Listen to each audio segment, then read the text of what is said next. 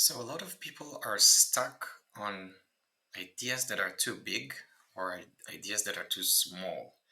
And what do I mean is when people talk about life purpose, they think about, saving the world, saving the elephants and the antelopes, building an orphanage, stopping war, all these big things that are should be, Elon Musk kind of life purpose things. And something that can be really smaller. I'm destined to be a carpenter. I'm destined to be a video game programmer. All these things that are either too big, too narrow, and then you get lost, and then finding your purpose and fulfilling your purpose in a more practical way is lost because either it's not inspiring or it's too big and frightening. And it doesn't have to be. We have different motivations and we have different personality traits and we have different callings that all we need to do to find the practical way of living is to combine them together. So, for example, I can be motivated by solving complex problems. That's one thing. I can be motivated by just communicating with people and sharing information with people. I can be motivated by serving people.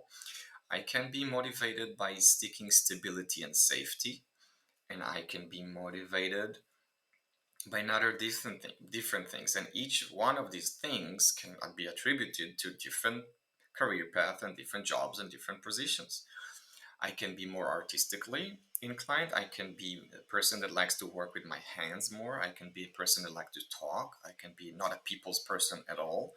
I can be more logical. And if you combine these two sets of elements into one, you realize that you have so many different options of finding how to practically fulfill your purpose without losing yourself in the too big or the too small and still have enough options to seek. So let's say, do I like to use my hands a lot and talk to people? Then I can open a food truck because I can, cook food and still communicate with people openly in a small food truck.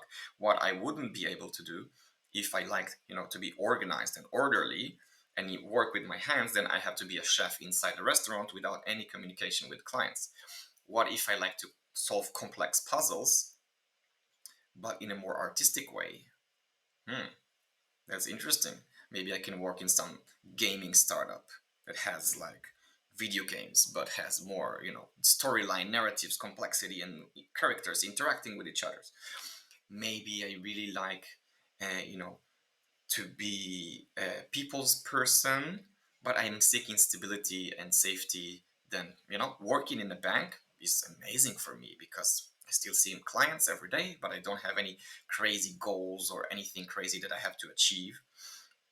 Or what if I like to solve very complex puzzles, so I can work in a startup, but actually I'm much more like a person who works with my hands. Then maybe I should be some kind of carpenter that creates interesting toys and interesting furniture that is like moving and changing if you pull them, like Japanese things that can transform themselves into something else in small spaces.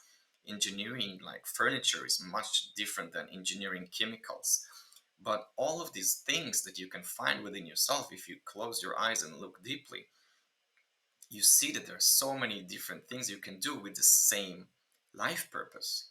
If I'm a communicator, I can be, giving lectures as a professor, or I can be a salesperson in a store, or I can be a counselor. But anyway, whatever I choose to do according to my other traits and attributes, I'm still using my voice. I'm using my communication skills either to sell or to help or to teach. But I'm fulfilling my person, my purpose, because I'm using my communication skills. And then, if I love, if I'm more like fast changing environment guy, then yeah, I'm gonna go for to do sales because it's exciting. But if I'm more like a serving type of person, I use the same skill to be a counselor.